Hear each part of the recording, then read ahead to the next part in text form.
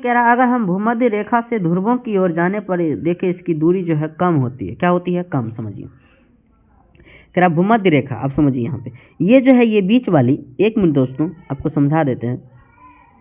यहाँ पे अगर हम देखें दोस्तों, यहाँ पे अगर हम जूम देखें समझिए, अगर इसको हम जूम करके देखें, ये तो है भूमध्य रेखा, बीच वाली रेखा, या सुनो, इसको अगर हम देखें तो ये जो है अगर मान लीजिए इसको यहाँ मिलाते हैं और इसको यहाँ मिलाते हैं तो हम ये बीच वाला दूरी देख रहे हैं, ये वाला दूरी ज़्यादा है, लेकिन जो हम ध्रुव की तरफ जा रहे तो ये दोनों के बीच की दूरी क्या हो रही? कम हो रही है। यही यहाँ पे समझाने का बात कर रहे हैं। यहीं पे ये भूमध्य रेखा से ध्रुवों की, यानी कि ये भूमध्य रेखा हुआ, अगर इससे हम ध्रुव की ओर जाते हैं तो इसकी दूरियाँ क्या होती है? कम हो जाती है। यहाँ पे दिखा दिए दोस्तों, यस नो। चलिए नेक्स्ट बात करते हैं। कह रहा है 0 डिग्री अक्षांश और 0 डिग्री देशांतर रेखा एक दूसरे को अटलांटिक महासागर में काटते हैं। कहाँ पे काटते हैं? अटलांटिक महासागर में।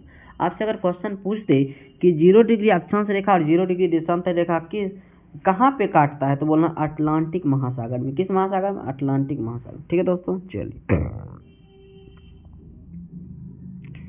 नेक्स्ट बात करते हैं। कह रहा देशांतर ये रेखा को पूर्वी देशांतर और पश्चिमी देशांतर रेखाओं में बांटा गया है, यानी कि देशांतर इसको दो वर्गों में बांटा गया, एक है पूर्वी देशांतर, एक है पश्चिमी देशांतर। ठीक है दोस्तों, इसीलिए यदि देशांतर रेखाओं को दो बराबर भागों में विभाजित किया जाता है तो कह रहा 180 डिग्री पूर्वी देशांतर, 180 डिग्री पश्चिमी देशांतर में बट जाता है। ठीक है दोस्तों, चलिए यानी कि यहाँ अगर हम बात करें विषुवत रेखा के बारे में तो कह रहा दो देशांतर रेखाओं के मध्य अगर देखें सर्वाधिक दूरी तो इक्वेटर पे, यानी कि कह रहा है इक्वेटर पे दो जो देशांतर रेखा उसका दूरी क्या है?